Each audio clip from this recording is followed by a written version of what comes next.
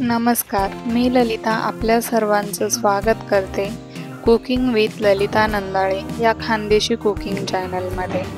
दिवाळीचा सीझन चालू आहे आणि घरात वेगवेगळे पदार्थही बनवले जात आहेत। अशा वेळी झटपट शेवभाजी बनवण्यासाठी घरगुती शेव रेसिपी आपण बघणार आहोत। अगदी 2 महिने कुरकुरीत राहणारी, खराब न होणारी शेव बनवण्यासाठी रेसिपी शेवटपर्यंत नक्की बघा। शेव बनवण्यासाठी 3 वाटी बेसन पीठ आणि 1 वाटी मैदा आपण घेणार आहोत। मैदा यासाठी की गरम भाजीमध्ये शेव टाकली की ती लवकर नरम पडू नये आणि शेव भाजीची मजा घेता यावी म्हणून मैदा आवर्जून घ्या।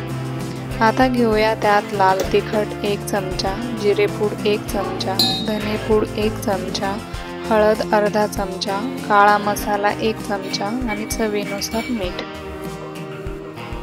काळा मसाला यासाठी की शेव भाजी ही एक स्पायसी भाजी आहे। भाजी बनवताना भाजीची जी ग्रेव्ही किंवा रसा आहे त्यात काही कमी असेल तर शेव ती कमी भरून काढते आणि छान झणझणीत चमचमीत शेव भाजी बनते। आता थोडं पाणी घालत बेसन पीठ भिजवून घ्यायचं आहे।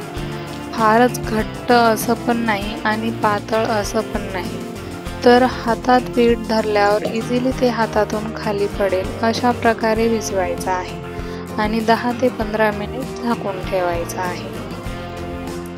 आता ते भिजवलेलं पीठ शेव बनवण्याच्या मशीनमध्ये घालून घ्यायचं। जेवढी जाड गाळणी घेणं शक्य होईल तेवढी जाड गाळणी घ्यायची आहे।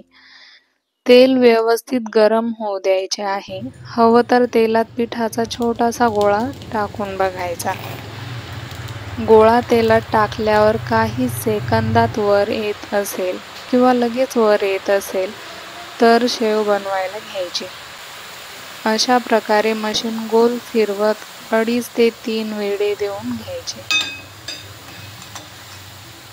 आता शेव झाली की नाही हे कसं समजायचं, तर हे जे तेलाचे बुडबुडे आहेत ना ते हळूहळू कमी होतात आणि पूर्णपणे बुडबुडे यायचे बंद झाले की शेव झाली आहे। मग ती शेव काढून घ्यायची। तर अशी ही तुरकाठी शेव खास आमच्या जळगावच्या शेव भाजीसाठी प्रसिद्ध आहे। तुम्हाला ही रेसिपी कशी वाटली ते कमेंट करून कळवायला विसरू नका। रेसिपी आवडल्यास लाईक, शेअर आणि सबस्क्राईब नक्की करा। धन्यवाद।